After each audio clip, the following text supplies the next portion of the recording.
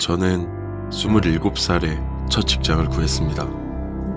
그전에는 아르바이트 경험도 없을 정도로 혼자 무언가를 해본 적도 없던 사람이었습니다. 첫 직장은 살던 집과 거리가 멀지 않던 곳이었습니다.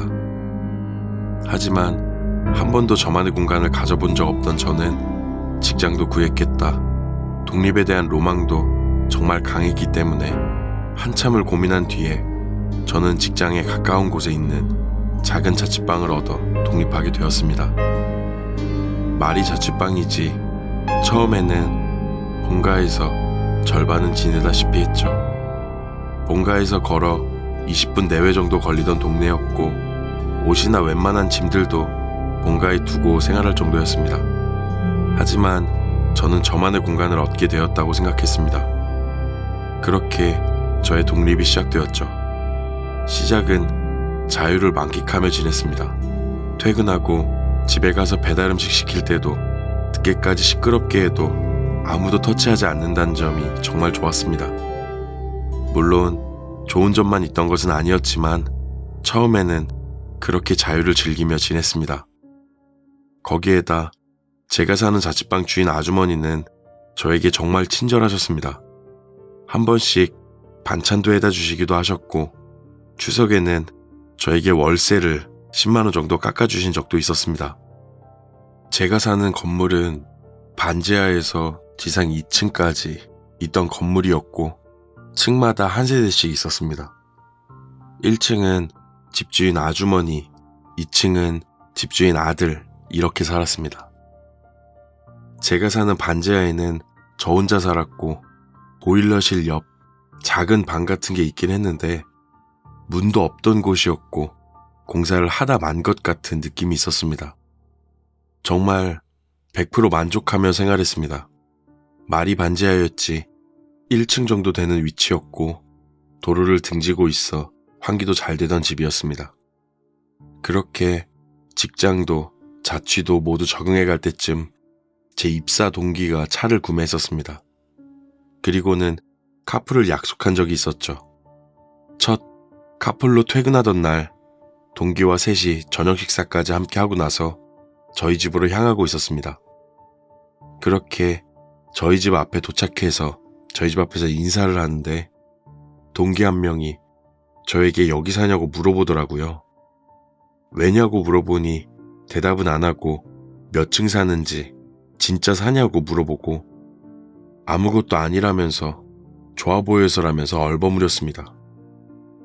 저는 그때 뭔가 찝찝했습니다. 그렇게 허름하지도 않았고 첫 자취방을 무시하는 건가 생각이 들기도 했습니다. 꺼림칙한 기분을 숨길 수가 없었죠. 다음날 출근하면서 카풀을 하며 동기에게 어제 그 질문이 뭐냐고 따지듯 물어본 적이 있습니다. 동기는 자기가 아는 분이 살았던 곳인가 싶었다 라고 이야기를 했고 그 이야기는 결국 넘어가게 되었죠. 그리곤 시간이 조금 흘러 설 연휴가 시작할 때쯤이었습니다. 저는 설 연휴 이틀 동안 집에 가지 않고 자취방에서 혼자 여유를 만끽할 계획을 하고 있었습니다. 그 당시 설 연휴에는 집주인 아주머니와 그 아들분도 여행을 가셨는지 집을 비우셨고 그 건물 전체에 저 혼자였습니다. 저는 계획한 대로 설 연휴 2일 동안 집에 가지 않았고 영화도 시끄럽게 틀어놓고 보고 노래도 듣고 실컷 먹고 혼자 여유를 그렇게 한참 부렸죠. 5일간 푹 쉴 수 있었던 휴무에 혼자 즐기는 자유까지 실컷 즐기며 있었습니다. 취직으로 경제적으로도 여유가 좀 있었고 게임도 배달 음식도 아끼지 않고 마음껏 썼던 것 같습니다. 그리고 한참 시간이 지나 12시가 되기 전에 잠에 들려고 침대에 누워 TV까지 끄고 난 뒤에 저는 눈을 감았습니다. 그리고 한 5분에서 10분 정도 지났으려나? 집안에서 나는 소리인지 밖에서 나는 소리인지 구슬 같은 게 굴러가는 듯한 소리가 들렸습니다. 대구르르 구르는 소리. 이상한 건 그 구르는 소리가 멈춰야 되는데 계속 구르는 소리가 들렸습니다. 저는 뭔가 하고 눈을 떴습니다. 근데 보이는 건 없었습니다. 눈을 뜨고 나니 소리 또한 들리지 않았고요. 그냥 그러려니 하고 넘어갔습니다. 그리고 눈을 감자마자 다시 대구르르 구슬이 구르는 소리가 또 들렸습니다. 이번에는 분명 아까보다 조금 더 가까운 곳의 느낌이었습니다. 그때 정말 온몸에 소름이 끼치고 두려움이라는 감정이 저를 집어삼키는 것만 같았습니다. 저는 눈을 떴습니다. 그때도 소리가 들렸습니다. 방 안에서 들리는 소리처럼 말이죠. 그리고 나서 몸을 일으키려고 하는데, 아니, 몸을 조금 일으켰는데 제 눈앞에 보이는 모습은 진짜 충격적이었습니다. 50대쯤 돼 보이는 남자가 저를 똑바로 쳐다보고 혓바닥을 길게 바닥까지 늘어뜨린 상태로 침대 옆에서 저를 쳐다보면서 멀뚱멀뚱 앉아 있었습니다. 그 뒤에 기억은 없습니다. 다시 눈을 떴을 때는 아침이었고 꿈인가 아닌가 싶었지만 우선 본가로 향했습니다. 설 내내 본가에 있었고 두려움에 자취방에 가지도 못했습니다. 그 뒤에 직장 동료에게 들은 이야기가 있습니다. 그 동료는 제 학교 동창이기도 했습니다. 오랫동안 그 집 근처에 살았던 친구이기도 했습니다. 그 집에 살던 50대쯤의 남자가 혼자 살다가 고독사했다는 이야기. 소문이긴 했지만 극단적인 선택이다, 고독사다 등등 정말 이야기가 많았다고 했습니다. 바로 발견한 것도 아니고 한참 뒤 밀린 월세와 악취로 찾아간 집에서 그 남자를 발견했다고 했습니다. 그 일대가 난리 난 적이 있다고. 그 뒤에는 소문이 나기 시작했고 귀신 나오는 집이라고 이야기되면서 임대 안 나간 지 엄청 오래되었다고 했습니다. 제가 이사 오고 나서도 잘 지내는 듯 했고 좋은 이야기도 아니고 굳이 이야기 안 꺼냈다고 이야기를 했습니다. 그 이야기를 듣고 저는 집주인에게 제가 겪은 이야기는 굳이 하지 않고 회사 사정 등을 이야기한 뒤에 회사에 있는 2인실 기숙사로 옮겼습니다. 결국 그렇게 저의 첫 자취는 끝이 났습니다.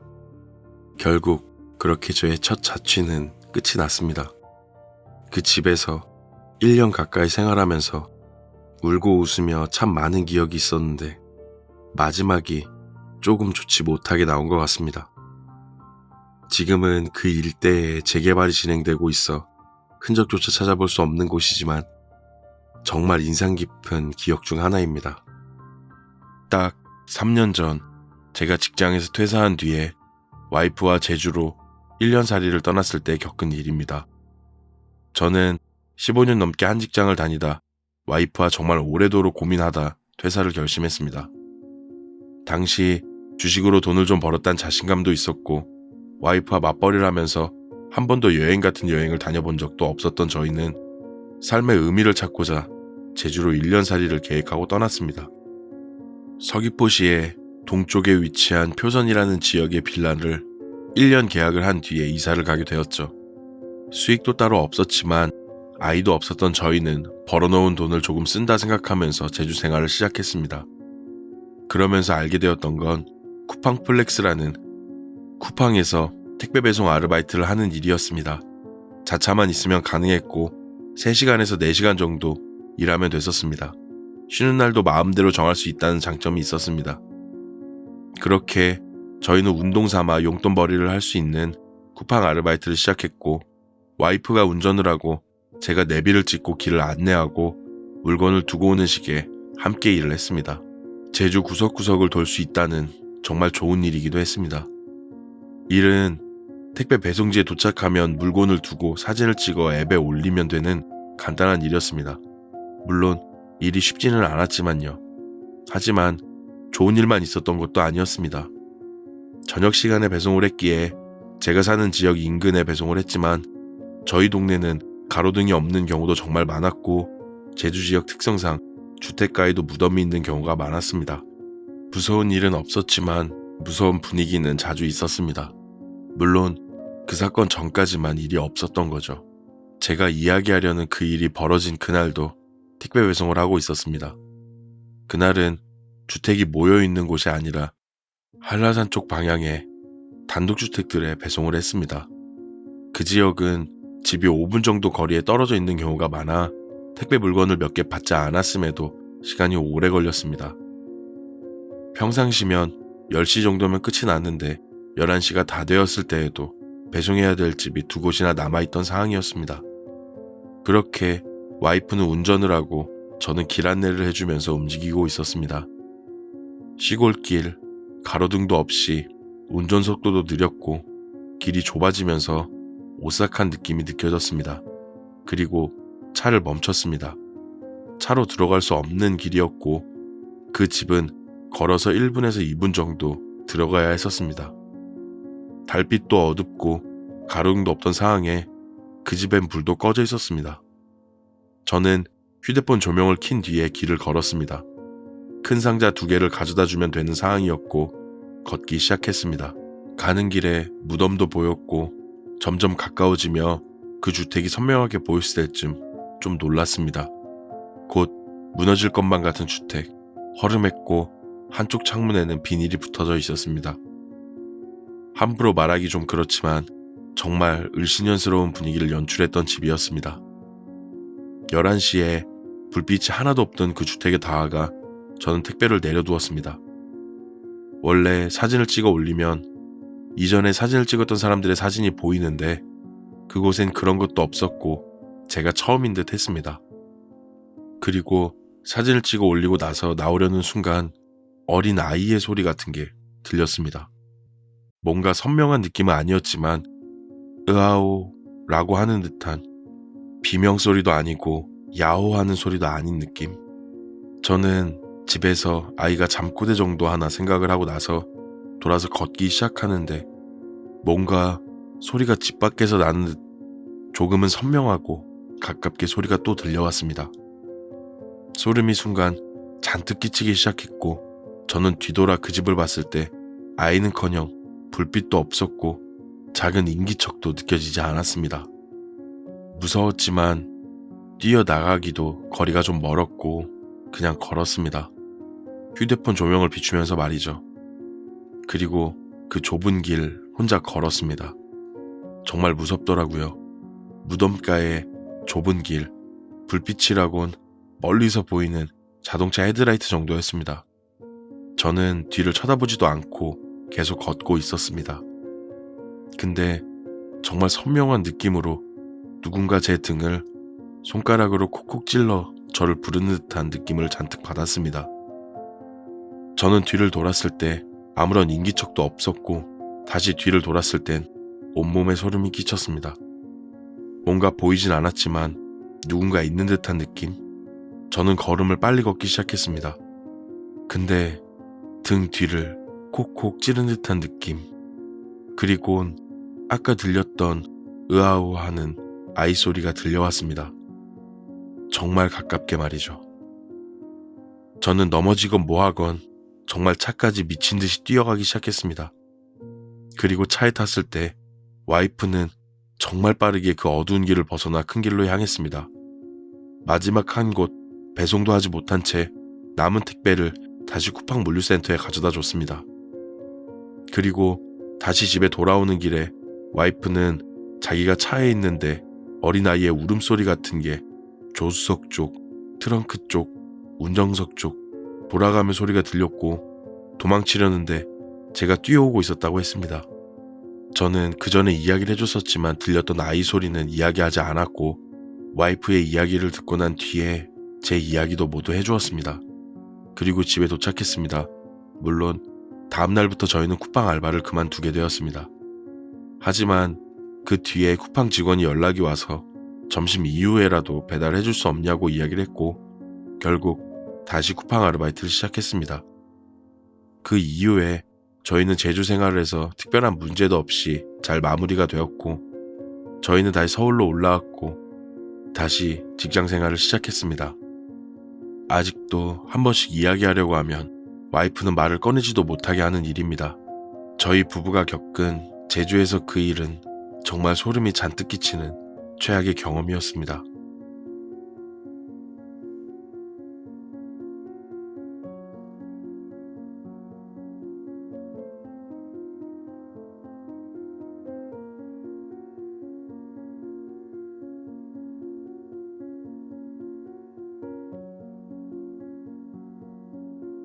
저는 평택에 위치한 공장에서 일을 하고 있습니다.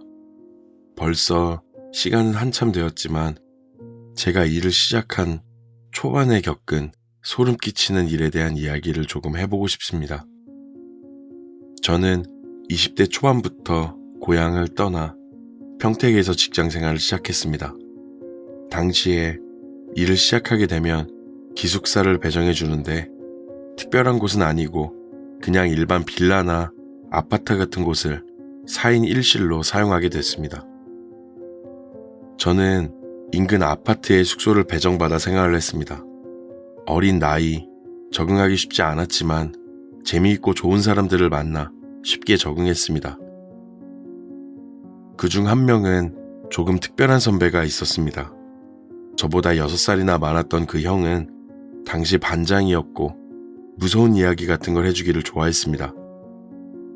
그 형이 했던 이야기 중에는 본인 아버지가 젊은 시절 낚시를 하기 위해서 바닷가로 향했고 늦은 밤까지 혼자 낚시를 하던 중에 갑자기 안개가 짙게 끼기 시작했다고 했습니다. 근데 주변에 낚시를 하던 어떤 남자가 위험하다면서 이리로 오라고 손짓을 하더니 자기를 데리고 본인 집으로 데려가 하룻밤을 자고 가라고 했다고. 다음날 아침에 눈을 뜨니 갯바위를 한참 벗어나 그냥 숲속 나무에 기대어 잠들어 있었다고. 바다를 보니 파도가 엄청 심해졌고 안개도 엄청 심했었다고 이야기를 들은 적이 있다고 했습니다. 가장 인상적이었던 건 그게 아니었습니다. 당시에는 유행했던 랜덤 채팅 앱 관련 이야기가 있었는데 본인 친구가 랜덤 채팅 앱을 통해서 여자를 만난 적이 있는데 반장님의 친구는 랜덤 채팅을 통해 이런저런 대화를 하는 것을 좋아했고 그중 어떤 여자가 본인의 사진까지 보내오며 만나기를 원했고 반장님의 친구는 그런 상황이 그저 좋아 그날 바로 서로 시간을 맞춰 만났다고 했습니다. 만난 뒤에도 함께 식사라도 하려고 했는데 여성이 먼저 함께 모텔에 들어가길 원했다고 했습니다. 반장님 친구는 가서 음식 시켜 먹으면 되지 라는 생각으로 모텔에 함께 들어갔다고 했습니다. 그리고 모텔에 도착해 음료 한 잔을 마시고 여자는 씻으러 갔고 친구는 침대에 앉아 잠에 들어버렸다고. 한참 시간이 지나고 아침에 눈을 뜨니 병원이었고 배에는 수술 자국만 있었다고 했습니다. 대충 이런 이야기였습니다. 지금 들으면 허풍쟁이, 그냥 겁주려고 한 이야기 정도로 생각이 들었겠지만 당시에는 장기 매매 관련된 뉴스나 영화 등이 굉장히 유행했고 유튜브 등에서도 떠들썩했었습니다. 덕분에 당시에는 한참을 믿고 떨었습니다. 그 선배가 그런 이야기를 해주면서 저에게 봉고차를 조심하면서 뒤로 쓱 와서 그냥 퍽 치고 태워가면 그 뒤에는 저는 이 세상 사람이 아닐 거라고 이야기해 준 적도 있습니다. 당시 어려서 순진했던 건지 겁이 많았던 건지 저는 그 말에 겁을 잔뜩 먹었습니다. 그 말을 듣고 난 뒤에는 사실 변한 건 없었지만 밤에 퇴근길 혼자 걸어올 때나 운동을 다녀올 때면 유독 동네에 봉고차만 보이기 시작했습니다. 괜스레 거리를 두고 걷기를 시작을 하고 혼자 오만 가지 상상을 하고 주변 사람들이 이상하게 보이는 느낌도 좀 있었습니다. 하지만 특별한 일은 없었고 생각보다 제가 살던 동네는 공단이었지만 안전했습니다. 그렇게 한 두어 달쯤 시간이 지나고 사건이 발생했습니다. 당시 저는 휴가를 마치고 돌아오던 길이었습니다. 휴가를 마치고 공단을 지나 제가 사는 아파트 단지 쪽을 들어왔을 때 제가 사는 동 맞은편 동에 한 5층쯤 돼 보이는 거실 창문에 어린 아이가 매달려 있는 모습이 보였습니다. 정확히 말하면 매달린 게 아니라 거실 같은 통창에 떨어지지 말라고 있는 안전망 사이에 발을 넣고 있는 아이의 모습이었습니다.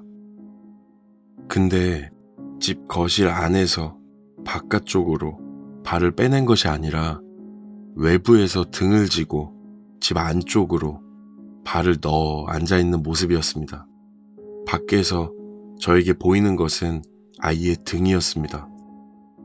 그 집엔 불도 켜져 있었고 당황한 저는 단지 내에서 큰 소리로 소리쳤습니다. 야야, 위험하다고 들어가라고 하면서 말이죠.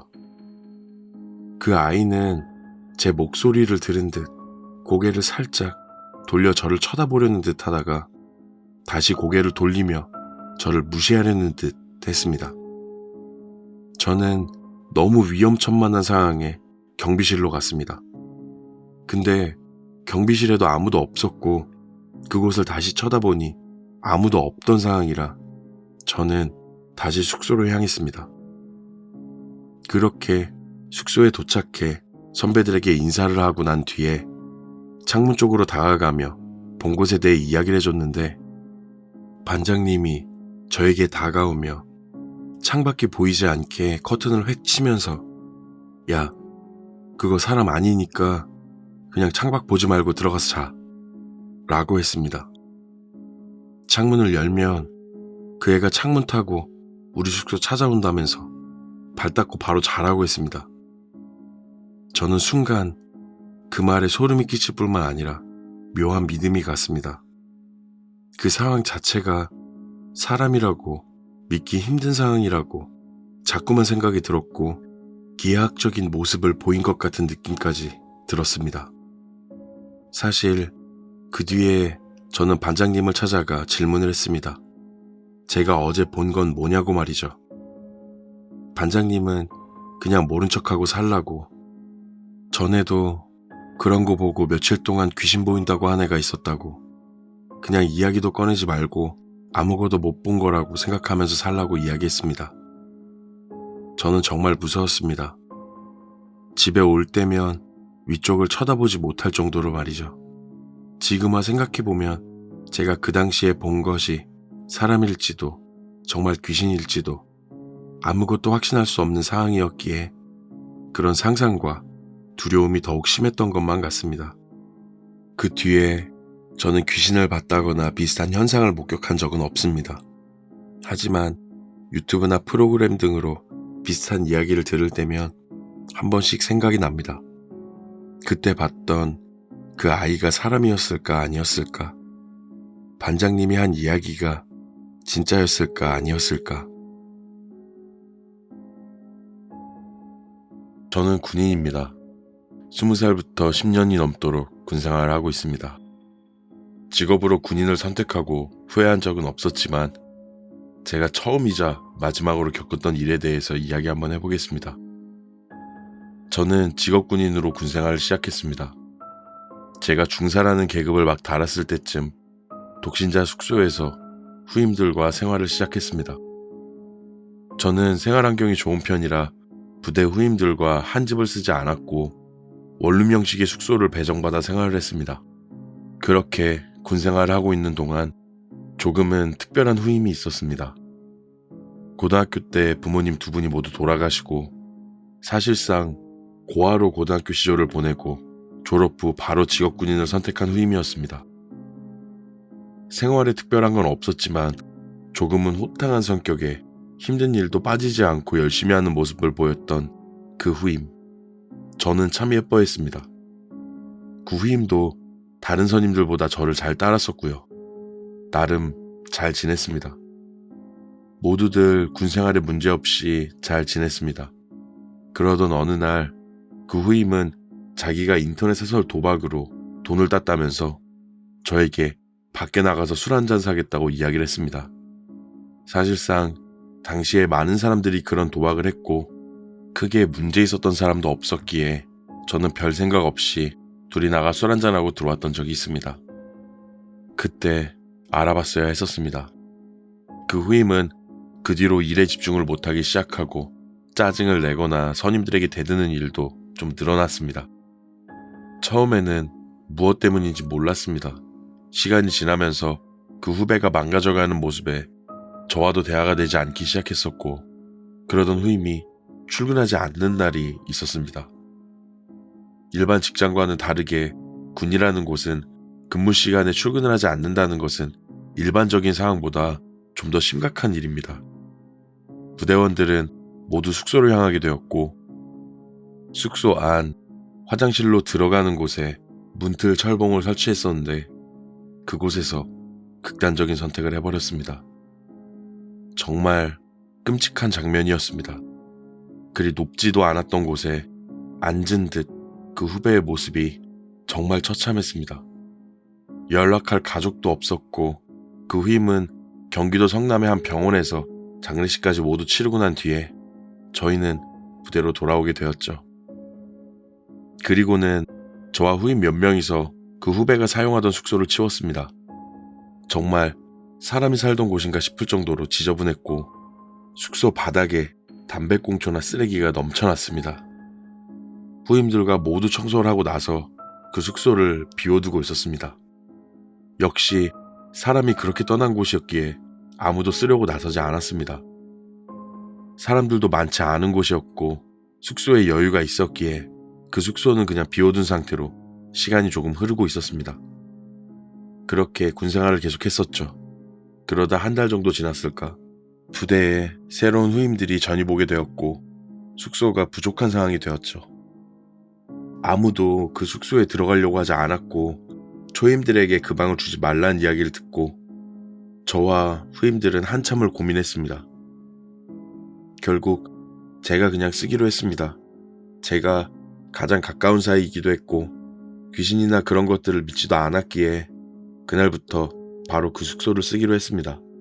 그렇게 퇴근 후 짐을 모두 옮기고 나서 후임들과 초임들까지 모여 술 한잔 마시고 난 뒤에 다시 숙소로 와서 잠에 들었습니다. 그렇게 그 첫날 밤이 시작되었죠. 술에 취한 저는 침대에 쓰러져 잠에 들었습니다. 한 서너 시간쯤 잤을까요? 숙취로 인해서 눈을 떴을 때 제가 누운 방향 발 쪽에 책상에 누군가 앉아있는 모습이 보였습니다. 눈도 제대로 못 떴던 저는 몸을 일으키려는데 분명 그 후배 녀석이 휴대폰을 보는 듯 책을 보는 듯 책상에 앉아 머리를 숙인 채 있었습니다. 생전 모습 그대로 말이죠. 저는 몸을 일으키려고 뒤척인 뒤에 일어나고 난 뒤에는 아무것도 보이지 않았습니다. 근데 분명 보였습니다. 저는 그게 술기운이었나 의자에 걸어둔 옷을 착각한 건가 싶었습니다. 다음 날에도 저는 주변에 따로 이야기하지 않았습니다. 그 뒤 2, 3일 정도는 아무 일 없었습니다. 마지막 일이 있던 것은 한 3일 정도 지난 밤이었던 것 같습니다. 저는 그날 밤 술도 마시지 않았고 혼자 방에 누워 잠에 들었습니다. 정말 소름 끼치는 울음소리를 들었고 저는 잠에서 깨어났습니다. 사실 잠에 들었다기보단 잠에 들려고 했다는 생각이 듭니다. 그때 그 전에 봤던 그 자리에 그 후임이 있었습니다. 어깨를 들썩이며 울고 있는 것처럼 말이죠. 그리고 저는 무섭다는 느낌보단 좀 놀랐습니다. 당황스러운 느낌이 강했던 것 같아요. 익숙한 모습이어서 그랬던 걸까요? 저는 야! 라고 불렀습니다. 그 순간 그 후임은 뒤를 천천히 돌아 저를 쳐다봤습니다. 그 모습은 끔찍한 모습이 아닌 정말 멀끔하고 머리도 깔끔하게 정돈된 모습이었습니다.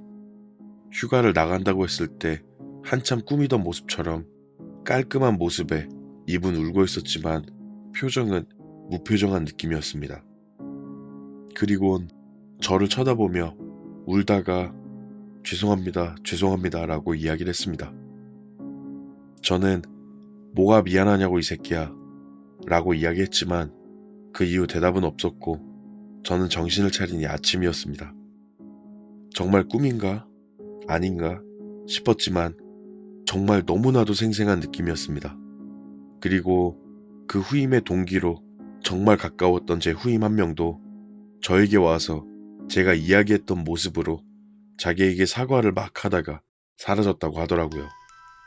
정말 아무도 믿어주지 않았지만 아직도 선명하게 기억이 나는 꿈입니다. 물론 지금은 다른 환경에서 살고 있지만 그때 그 후임과 같은 날 비슷한 모습을 봤다는 게 정말 신기한 기억입니다.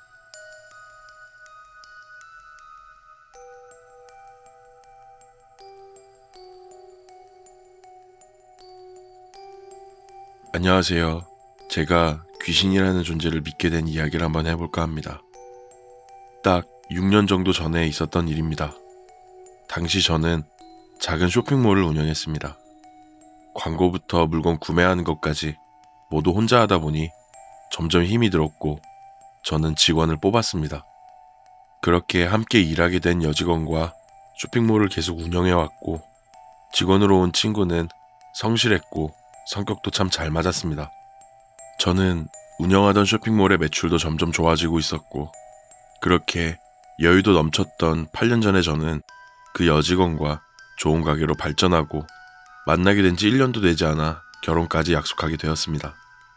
그리고 처음 와이프의 집에 인사하러 갔을 때 할아버님이 무속인이라는 것을 듣게 되었습니다. 물론 그런 것이 문제되지는 않았습니다. 평상시 저는 종교도 없었고 무속신앙 같은 것도 모두 미신이라고만 생각을 했습니다. 거기에 할아버님도 장인 장모님도 모두 좋은 분이셨기에 그런 게 무섭다거나 거부감이 들진 않았습니다. 그렇게 저희는 결혼까지 하게 되었습니다. 결혼 생활 1년쯤 되었을 때인가 명절에 인사를 드리러 장인 장모까지 모시고 할아버님을 뵈러 간 적이 있습니다. 그때 저에게 할아버님이 이런 이야기를 해주신 적이 있습니다. 할머님은 계시냐고 물어보셨고 자주 찾아뵈라고 이야기를 하셨습니다. 못 뵙게 될지도 모르니 자주 찾아뵈라고 이야기를 하셨습니다. 저는 그냥 어른들을 자주 찾아뵈라는 정도의 이야기로 생각을 했습니다. 알겠습니다라는 대답 외에 별 생각도 걱정도 없었습니다. 그리고 나서 조금 시간이 흐르고 저희 할머님은 폐암 말기 진단을 받으셨고 할머님이 수술을 거부하시면서 가족들도 설득하기 힘든 상황에 놓이게 되었습니다. 그리고는 한 달도 채 되지 않아 저희 곁을 떠나셨습니다. 그때 정말 무서웠습니다. 할아버님이 한 이야기가 정말 수도 없이 떠올랐습니다. 정말 그날 이후 저는 뭔가 그런 일들에 대한 믿음이 강하게 생겼던 것 같습니다. 물론 믿음이 생겼다고 해서 그런 무속신앙에 특별한 돈을 쓴다거나 하는 일은 없었지만 묘한 믿음과 신뢰가 생긴 듯 했습니다. 그렇지만 믿음만 있었던 것은 아니었습니다. 한편으로는 두려움도 좀 있었습니다. 제가 죄를 짓고 살아온 것은 아니지만 나에 대한 모든 걸 알고 계실 것 같은 생각이 들었거든요. 그 뒤 특별한 이야기나 일은 없었습니다. 놀러 갈 때면 할아버님은 한 번씩 뭐를 조심해라 라는 등의 이야기 정도 듣는 게 전부였습니다. 그렇게 한 1년 정도 또 지났을 때일까요? 저희는 신혼집으로 살던 전셋집에서 빌라를 매매해 이사를 가게 되었습니다. 저와 와이프 둘뿐이었고 곧 태어날 아이를 위해 인테리어도 새로 하고 새로운 집에 이사를 간다는 것에 많은 기대를 하고 있었습니다. 그리고는 이사하는 날이 되었습니다. 정말 며칠만 집만 정리하고 청소하며 새로운 집에 새로운 삶을 기대하고 있을 때 와이프가 안방에 주저앉아 울고 있었습니다. 정말 서럽고 큰 소리로 울었고 저는 놀라 달려가서 와이프를 달래기 시작했습니다. 무슨 일인지 등의 이야기를 물어봤고 와이프가 이야기해 준 것은 충격적이었습니다. 와이프가 안방의 침대를 정리하고 나서 뒤를 돌았는데 자기 바로 뒤에 불에 타 화상을 입은 듯한 모습의 여자가 자기를 엄청나게 사납게 째려보고 있었다고 합니다. 그 여자는 얼굴의 절반이 형태도 알아볼 수 없을 정도로 흘러내린 상태의 모습이었고 와이프는 그 사람이 왜 불타게 되었는지 보였다고 했습니다.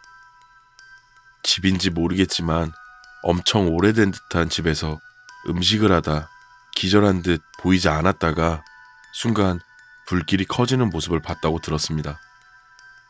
그리고 나서 그 여자의 눈빛이 사라졌다는 표현을 하면서 그 여자의 모습도 사라졌다고 했습니다. 와이프는 불에 타는 듯한 냄새가 난다면서 울기 시작했습니다. 너무 놀랐고 무서웠습니다. 저는 정말 그 상황에서 할아버님만 생각이 났습니다. 와이프가 진정하고 난 뒤에 그날 저녁 바로 장인어른 댁에 찾아가게 되었습니다. 장인 장모도 놀라셨습니다. 그리고 할아버지까지 오시게 되었죠. 와이프가 어려서부터 그런 기운이 있었다고 하셨습니다. 하지만 할아버님은 걱정하지 말라고 이야기를 하셨습니다. 그리고 나서는 와이프의 씀씀이나 신경질적으로 변하는 모습이 그런 것 때문이었다고 하셨죠. 자기가 알아서 할 테니 너희는 걱정하지 말라고만 이야기를 하셨습니다. 하지만 저와 와이프는 걱정되는 마음을 숨길 수가 없었고 와이프는 정신병원까지 다니기 시작했습니다. 그때 장모님에게 연락이 왔고 할아버님이 모시던 신을 절에 모셨다고 더 이상 무속인 일을 하지 않을 거라고 이야기를 하셨다고 합니다.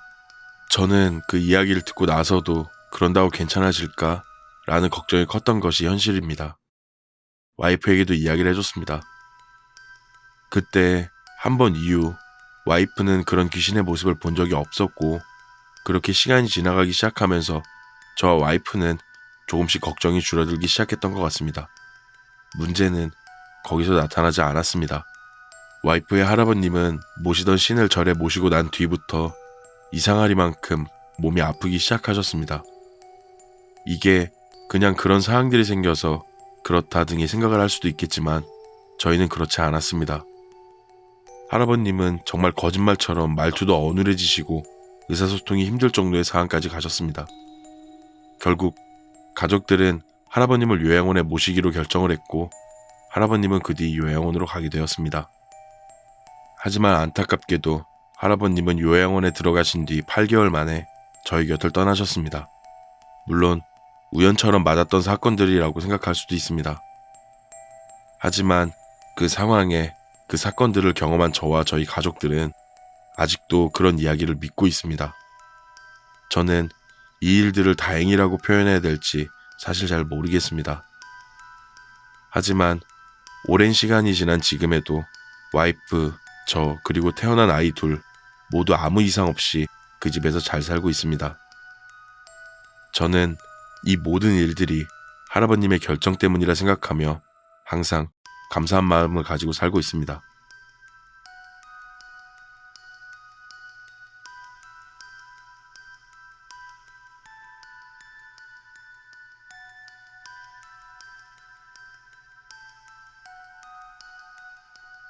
저는 공돌이입니다. 고등학교 졸업 이후 군 입대와 전역을 빼면 모두 공돌이 생활을 했습니다. 다만 일반적인 직종이 아니라 장비 정비를 하는 일을 했습니다. 물론 지금도 하고 있고요. 사실 제가 하는 일은 일 자체가 정말 편한 일이기도 하고 출근 시간이 굉장히 긴 편이긴 하지만 특별하게 힘든 것이 없는 정말 편하게 일을 합니다. 일하면서 노트북으로 몰래 게임도 하고 출근하는 날에도 친구들과 모여 늦게까지 술 마시기도 하고 그냥 그렇게 지냈습니다. 한참 동안 그렇게 지냈던 것 같습니다. 공장 인근 원룸을 구해 살고 있던 저는 생활을 바꿀 생각은 하지 못한 채로 게임에 푹 빠지게 되었습니다. 게임에 정말 돈도 많이 썼고 친구들을 만나려고 움직이던 짧은 움직임조차 없이 매일 퇴근하면 집에서 게임하고 일할 때도 앉아서 몰래 게임하고 집에서 혼자 배달 음식 시켜 먹으며 정말 엉망진창이 되어갔습니다. 돈은 돈대로 써버리고 그러다 우연히 친구들을 만났고 번화가 주변을 왔다 갔다 하는데 숨이 차더라고요. 20대의 나이에 몸이 이렇게나 망가졌나 생각이 들었습니다. 처음보다 약 한 30kg 정도 살이 찐 저는 고혈압과 천식을 얻었지만 그렇게 살면 안 된다는 것을 배웠죠. 그때부터 운동을 시작했습니다. 벤토린이라는 천식 호흡기를 들고 처음에는 퇴근길을 걸어 다녔습니다. 근데 찌는 건 진짜 금방이었는데 잘 안 빠지더라고요. 그렇게 보름쯤 걸어 다닐 때쯤 제가 살던 원룸 뒤편에 작은 산이 눈에 띄었습니다. 엄청 높은 산도 아니었고 주차장을 뒤로 정상까지 25분에서 30분 정도 걸리는 거리. 집에서 출발하면 왕복 1시간 조금 넘는 정도의 산. 저는 그 산을 오르기로 했습니다. 산이라기보단 공원에 가까웠지만 분명 산이긴 했습니다. 밤에도 가로등이 있었고 정상에 올라가려면 어두운 산길을 지나야 했지만 그 작은 산을 오르는 것조차 정말 생사를 넘나들 고통을 겪던 저에게 어두움 따위는 문제가 되지 않았습니다. 주간 근무를 하고 있었고 저녁 9시, 10시에도 저는 그 산을 매일 오르기 시작했습니다. 저는 한 10kg쯤 빠지게 되고 자신감을 얻기 시작했죠. 주간 근무였던 저는 야간 근무로 변경되면서 하루 쉬는 날이 생기게 되었습니다. 친구들과 술 한잔하고 집에 왔습니다. 집에서 잠에 들었고 쉬는 날이라 그런지 새벽 4시쯤 잠에 깼습니다. 뭔지 모를 개운함과 함께한 쉬는 날 새벽, 저는 옷을 주섬주섬 입고 뒷산을 향했습니다. 그렇게 정상까지 올라갔다 내려오는데 주차장에 웬 여자가 서 있었습니다. 해가 막 뜨기 시작한 때 그리 어둡지도 또 그리 밝지도 않은 상황에서 그 시간에 빨간색 원피스, 롱코트를 입은 웬 여자가 서 있었습니다. 보고 나서는 그냥 지나치고 있었지만 근처 술집에 다니는 여잔가 정도로 생각을 했습니다. 그 여자를 지나쳐 집 쪽으로 향하는데 뒤에서 또각또각 몇 번 들리고는 조용했고 저는 그냥 무시한 채로 집까지 향했습니다. 그리고는 야간 일을 시작하게 되었죠.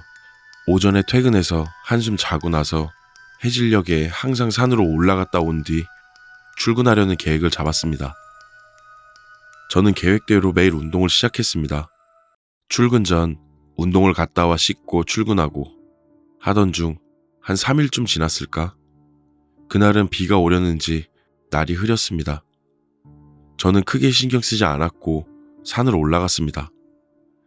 2개월이 넘도록 다녔던 산이 밤이건 낮이건 흐리건 맑건 별로 겁나지 않았거든요. 제가 다니던 시간에는 사람들도 드문드문 있었기도 했고요.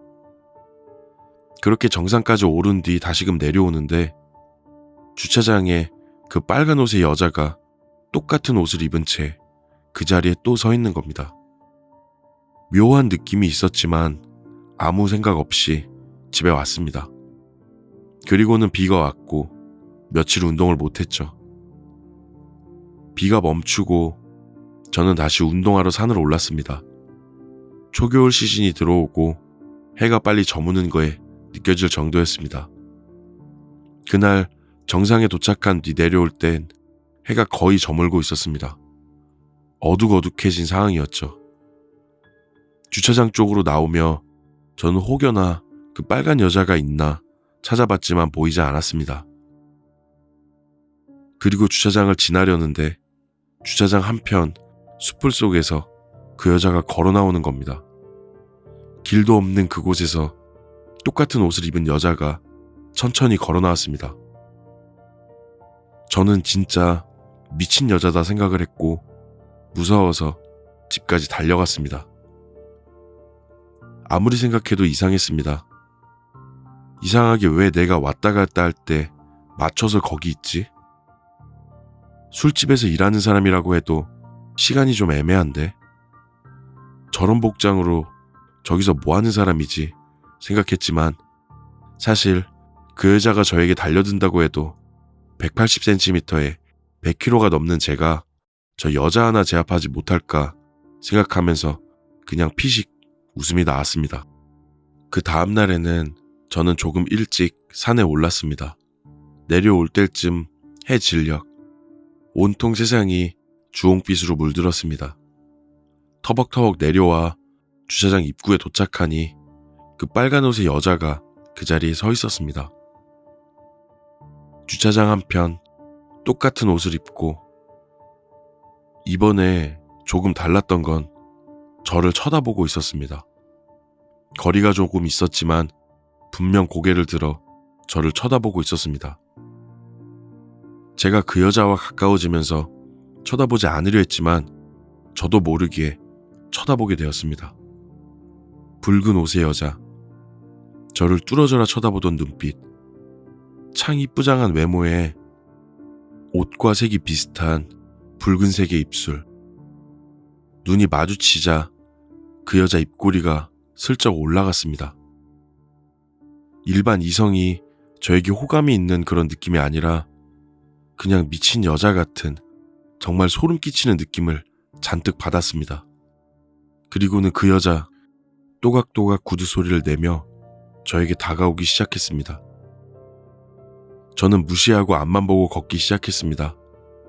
그렇게 걷기 시작하는데 계속 따라왔습니다. 제가 뛰기 시작하니 함께 뛰는 듯한 소리가 뒤에서 들렸고 저는 두려움에 뒤돌아보지도 못한 채로 앞으로 뛰어가니 소리가 점점 작아지며 결국 들리지 않았습니다. 그대로 집에 가 씻고 출근했습니다. 정말 무서웠습니다. 뭐가 무서울까 했었지만 막상 온몸에 털이 쭈뼛쭈뼛 서는 기분이었습니다. 출근을 했고 저는 그 여자가 단단히 미친 사람 정도로만 생각을 했는데 아무리 생각해도 사람이 아닐지도 모른다는 느낌을 자꾸만 받았습니다. 그 뒤에 저는 산을 안 갔습니다. 집 주변 헬스장을 등록했고 산 대신 헬스장을 다니기 시작했죠. 훨씬 쾌적한 환경, 운동 끝나고 바로 씻고 갈 수 있는 최적의 장소라고만 생각을 했습니다. 항상 출근 전 운동을 하고 출근을 했고 헬스장을 한 10일 정도 다녔을 때 평상시 같이 출근하기 전 헬스장으로 향했습니다. 헬스장은 4층 건물의 4층에 위치해 있었습니다. 저는 엘리베이터를 타고 4층을 향했는데 굉장히 좁은 로비 바로 앞에 문이 잠겨 있고 어두컴컴 헬스장 불이 모두 꺼져 있었습니다. 쉬는 날인 걸 모르고 혼자 거기까지 가게 된 것이죠. 그렇게 혼자 멍청한 짓을 한바탕 하고 나서 뒤를 돌아 엘리베이터를 눌렀습니다. 아래에는 동물병원, 병원, 요가원 등이 있었지만 엘리베이터는 내려가지 않고 분명히 4층에 있었습니다. 엘리베이터 문이 열리는데 엘리베이터 안에 그 빨간 옷의 여자가 희죽희죽 웃고 있었습니다. 저는 다리에 힘이 풀려 주저앉아버렸고 뒤를 돌아 비상계단으로 정말 넘어지듯 미끄러지듯 뛰어내려갔습니다. 다행히도 따라오는 소리 같은 건 들리지 않았고 저는 출근했죠. 출근해서 머릿속이 정말 복잡했습니다. 여기도 저기도 다 마주치다니 라고 생각했습니다. 부모님에게 전화해 사실을 말했습니다. 저는 해결책이 필요했고 어린 저에겐 답을 찾을 용기도 방법도 알지 못했습니다. 부모님은 정말 놀라셨습니다. 당장 하루 쉬고 절에 가보자라고 이야기를 하셨지만 바로 쉴 수 있는 상황이 아니었기에 그 주 주말 쥐야가 바뀌는 날까지 기다려야만 했습니다. 다행히 쉬는 날이 올 때까지 다른 사건은 없었고 쉬는 날 부모님은 제가 사는 원룸까지 오셔서 함께 차를 타고 절, 법당 같은 곳을 가게 되었습니다. 스님이 계셨고 스님은 저를 보자마자 뭐를 그렇게 달고 다니냐면서 저는 아무 말도 하지 않았는데 언제부터 그랬냐고 이야기를 하셨습니다. 무슨 이야기냐고 물어보니 마주친 게 언제냐 하면서 분명 무언가를 보는 듯한 이야기를 하셨고 왜 밤늦게 그렇게 산에 다니냐고 아무 산에나 그렇게 다니고 말 걸고 하면 얼마나 위험한지 아냐면서 화를 내셨습니다. 그리고는 저에게 부적 하나 써주셨습니다. 그 스님이 이야기해 주셨던 것은 제가 몸과 정신이 약해진 순간에 그런 영혼이 보이게 되었고 건강을 찾기 시작해도 한번 보이기 시작하면 그 영혼은 저를 쫓아다니기 시작한 거라고, 제가 피한다고 피할 수 있는 것이 아니라고, 걱정과 두려움에 덜덜 떨던 저와 부모님에게 그분은 부적을 잘 들고 잘 먹고 잘 지내면서 사람들도 잘 만나고 건강하고 정직하게 살면 아무 걱정할 필요가 없다고 이야기하셨습니다. 물론 그 말을 듣고도 저는 정직하지는 못하게 살고 있습니다. 운동은 항상 열심히 하고 있고 더 중요한 건 몇 년이 지난 지금도 부적을 몸에서 뗀 적이 없습니다. 너덜너덜해지고 색이 변했는데도 아직도 저는 그 부적을 두고 다닌 적이 없습니다. 때는 제가 중학교 진학했을 때쯤 되었던 것 같습니다. 저와 여동생 둘이 겪은 이야기입니다. 제 동생은 특별한 경험을 한 적이 있습니다. 앞으로 이야기할 사건이 있기 한 3년 전쯤인가? 부모님과 저, 여동생 넷이서 한강에 놀러 간 적이 있습니다. 시간은 저녁 6시, 여름이어서 해질녘이 되기 전쯤이었습니다. 살짝 저물기 시작할 때쯤이었던 것 같습니다. 저와 여동생은 작은 고무공, 탱탱볼이라고 하는 공을 가지고 둘이 함께 놀고 있었습니다. 부모님은 맥주를 드시고 계셨고 그렇게 여동생과 저는 놀다가 제가 공을 잘못 치는 바람에 여동생 뒤쪽으로 공이 굴러가고 한강 쪽으로 공이 들어가게 되었습니다. 당시 한강은 수위가 낮아지면 강으로 향하는 내려막길을 내려가도 바로 물이 있는 것이 아니라 약간 진흙 같은 부분이 있고 그 뒤에 물이 있었습니다. 공은 그 진흙에 박혀 있었습니다. 여동생은 곧바로 공을 쫓아가게 되었고 부모님은 가지 말라고 소리치셨지만 여동생은 물에 안 빠졌다면서 저기 보인다고 하면서 한강변 쪽으로 내려가게 되었습니다. 그때 저와 어머니 둘이서 동생 쪽으로 걸어가는데 여동생의 비명소리가 들리고 여동생이 한강 쪽 내려막길에서 기어 올라오고 있었습니다. 그때 아버지도 뛰어오시고 어머니는 올라오는 여동생을 끌어올리고 여동생을 혼내셨습니다. 근데 그때 여동생은 저기 사람이 기어다닌다고 이야기하면서 엉엉 울었습니다. 저와 아버지는 기어다니는 사람을 찾아보았지만 사람은커녕 흔적조차도 보이지가 않았습니다. 결국 아버지가 내려가셔서 공을 가지고 올라오시면서 일은 마무리가 되었습니다.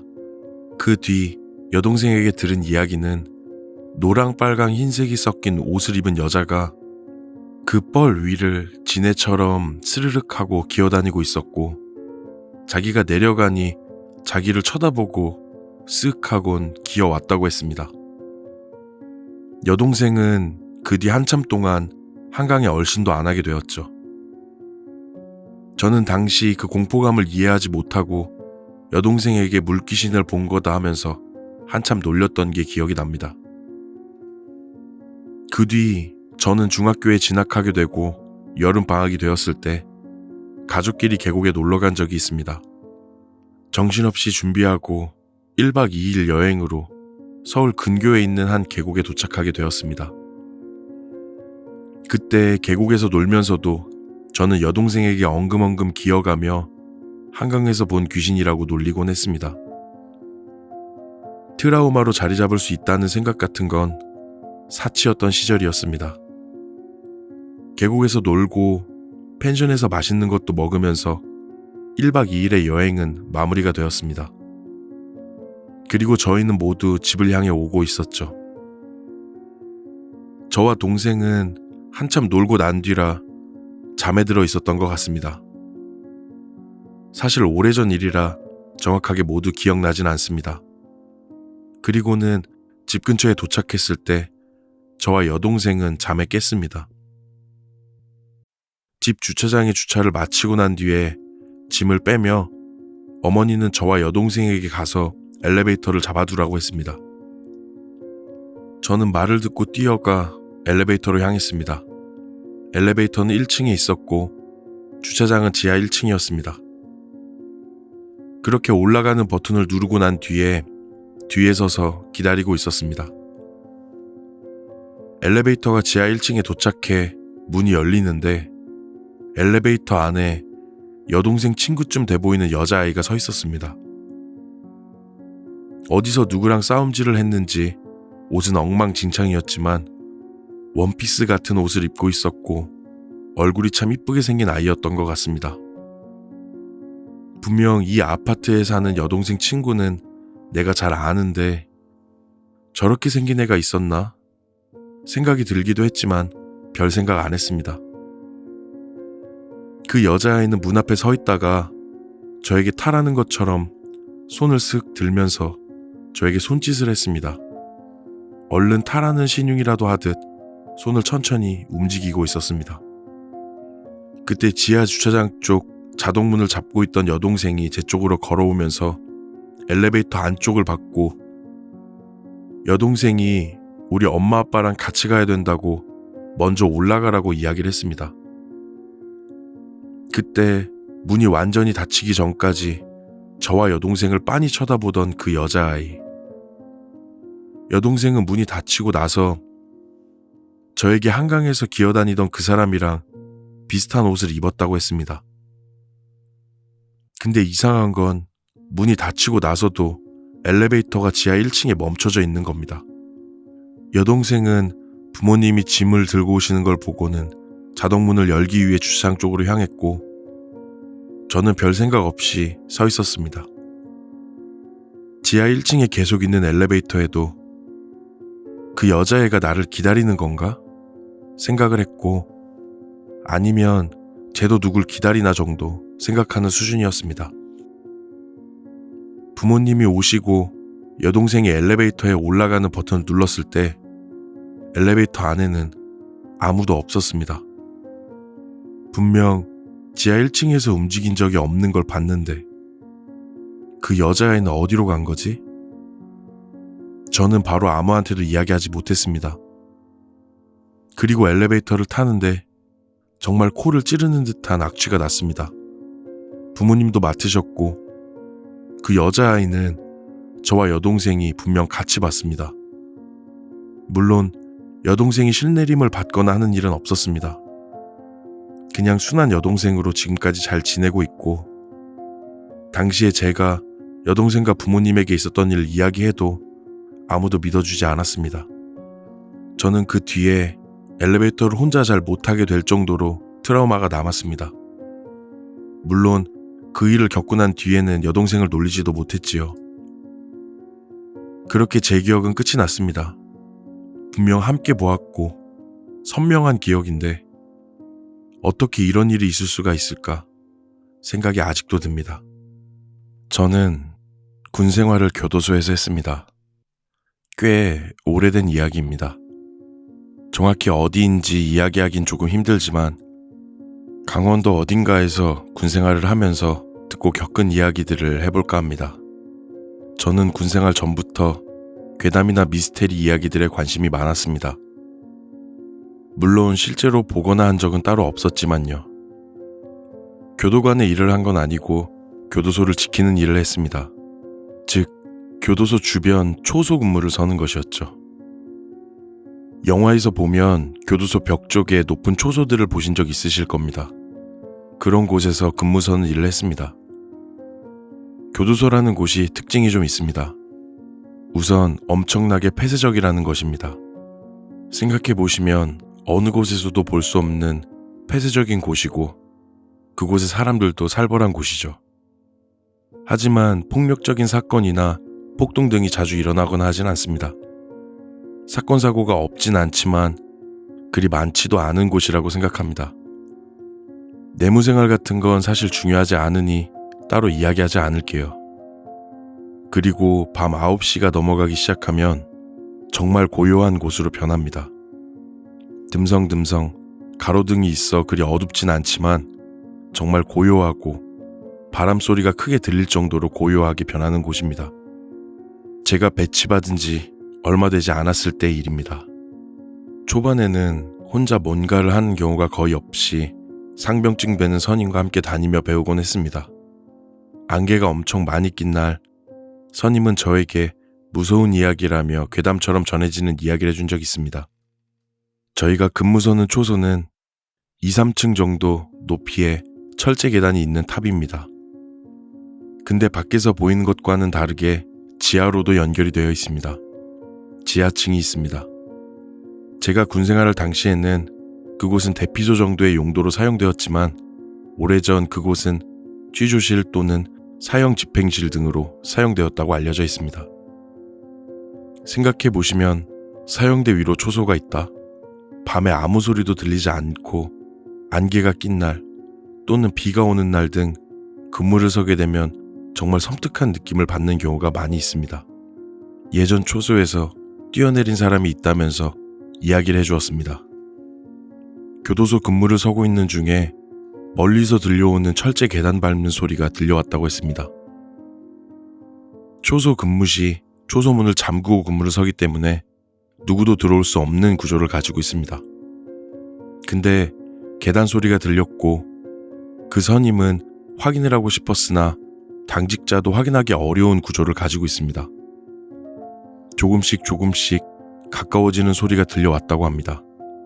선임은 두려웠지만 어떤 행동도 하지 못하고 있던 상황이었는데 흰색 옷을 입고 허리 아래는 아무것도 없는 긴 머리의 무언가가 자기 쪽을 향해서 기어 올라왔다고 합니다. 그 선임은 순간 당황하고 미칠 듯한 두려움에 창문을 깨고 2, 3층의 높이 초소에서 떨어졌다고 했습니다. 사실 다리가 박살난 사람이 있다는 이야기는 교도관을 통해서도 들은 적이 한 번 있어서 그 말을 신뢰하게 되었고 거기에 더욱 충격적이었던 건 그 사고에 CCTV가 있다고 했습니다. 선임은 CCTV 속에 선명한 물체는 없지만 희미한 얼룩 같은 게 움직이는 게 보였다고 했습니다. 나중에 보여주겠다고 말이죠. 그리고는 교도관도 비슷한 이야기를 해준 적이 있습니다. 교도관은 직접 본 이야기라고 하면서 감시대 외벽 쪽 철망에 흰색 물체가 비집고 들어오려는 장면을 분명 보았다고 했습니다. 나가려는 게 아니라 들어오는 모습을 분명 봤다고 했습니다. 그리고 서치라이트를 비춰서 확인하는 순간 아무것도 보이지 않았다고. 다른 감시대의 군인에게 연락을 해서 확인을 했지만 보이는 건 아무것도 없었다고. 그런 이야기도 들은 적이 있습니다. 시간이 조금 지나 저도 혼자 근무를 서게 되고 저도 어느 정도 익숙해질 때쯤이었습니다. 제가 하는 군 생활은 인원이 부족하여 근무를 혼자 서는 것이 일상이었습니다. 근무는 입구를 모두 잠그고 다른 행동은 모두 통제당합니다. 군인들에게도 말이죠. 다음 당직자가 오거나 한라인 또는 키폰을 통해서 연락하지 않으면 나갈 수 없는 구조를 가지고 있습니다. 소름 끼치게 무섭습니다. 높은 위치, 아무 소리도 없는 적막한 그곳에 홀로 있다라는 것이 참 그 외로움을 잊을 수가 없습니다. 그때는 제가 공공시 당직을 서는 날이었습니다. 저도 익숙해진 군 생활에 두려움보단 익숙함, 편안함이 더 컸던 것 같습니다. 그렇게 당직 준비를 모두 마치고 저는 당직에 들어갔습니다. 인수인계를 받고 나서 교대를 마친 뒤에 저는 무언가를 하기보다는 꾸벅꾸벅 졸게 되었습니다. 사실 절대 있어서는 안 되는 일이죠. 감시탑에서 조금이라도 존다는 것 자체가요. 하지만 당시에는 그랬습니다. 그렇게 제가 조용하게 졸고 있는 상황에서 갑자기 초소 아래쪽에 계단 밟는 소리가 들려왔습니다. 누군가 뛰어오는 듯한 소리. 정말 멀리서 들렸습니다. 그때까지만 하더라도 저는 선임이나 당직자가 순찰 온 곳이라고만 생각을 했습니다. 전 누가 오는 걸 놓쳤구나, 난 죽었다 생각을 했는데 걸음소리가 멈췄습니다. 저는 플래시를 들고 계단 쪽으로 향했습니다. 물론 밖으로 확인한 것이 아니라 틈으로 제가 보이는 부분까지만 봤습니다. 당연히 아무도 없었고 누가 중간에 서서 뭐 하는 거지? 라고만 생각을 했습니다. 그때까지만 하더라도 두려움이 귀신이 아니라 사람에 관한 두려움이었습니다. 잠결에 잘못 들었다라고 생각하실 수도 있는데 분명 정확하게 들었습니다. 눈을 뜬 뒤에도 소리가 이어졌었거든요. 그리고는 다시 당직에 집중하고 있었습니다. 시간은 1시 40분쯤 되었습니다. 조금 뒤에 교대자가 올 거고 교대자가 올 시간이 아닌데 라는 생각을 하고 나니 계단을 통해서 올라온 게 분명 당직자나 교대자가 아니라는 것이 확신이 들었습니다. 정말 그때부터 온몸에 털이 쭈뼛쭈뼛 서기 시작했던 것 같습니다. 그리고 나서는 아무 소리도 들리지 않았습니다. 1분, 2분 지나갈 때쯤 아주 조심스럽게 계단을 올라오는 듯한 소리. 숨도 쉬기 힘들 정도로 공포감이 밀려왔습니다. 저는 정말 계단 쪽은 쳐다도 보지 않으려고 노력했습니다. 제가 할 수 있는 건 그것뿐이었거든요. 그리고 저 멀리 제 앞 초소에서 교대하는 듯한 소리가 들렸고 저도 교대자가 보이자마자 큰 소리로 경례를 했습니다. 아, 이제 끝이다. 다행이다. 생각이 들려는 찰나 다시금 계단에서 누군가 뛰어오는 듯한 소리가 들렸고 정말 바지에 볼일을 조금 봤던 것 같습니다. 무언가의 발자국 소리가 분명 초소 앞 바로 아래까지 왔다는 느낌이 들었고 저는 분명 들었습니다. 남자인지 여자인지 정확하게 알 순 없지만 히히히 웃는 소리를요. 그리곤 교대를 했습니다. 직후에는 전 아무에게도 이야기를 하지 못했습니다. 그냥 두려움에만 떨었고 소대장을 만났을 때 이 이야기를 전달하며 저는 그쪽 초소에 당직을 안 서게 되는 것으로 마무리가 된 적이 있습니다. 사고가 날지도 모르는 상황이었기 때문이죠. 다른 선우님들에게도 이야기하지 말라는 소대장의 이야기를 끝으로 제 이야기도 끝이 납니다. 직접 본 건 아무것도 없지만 분명 선명하게 들었던 그 소리들이 아직도 제 머릿속에서 잊혀지지가 않습니다.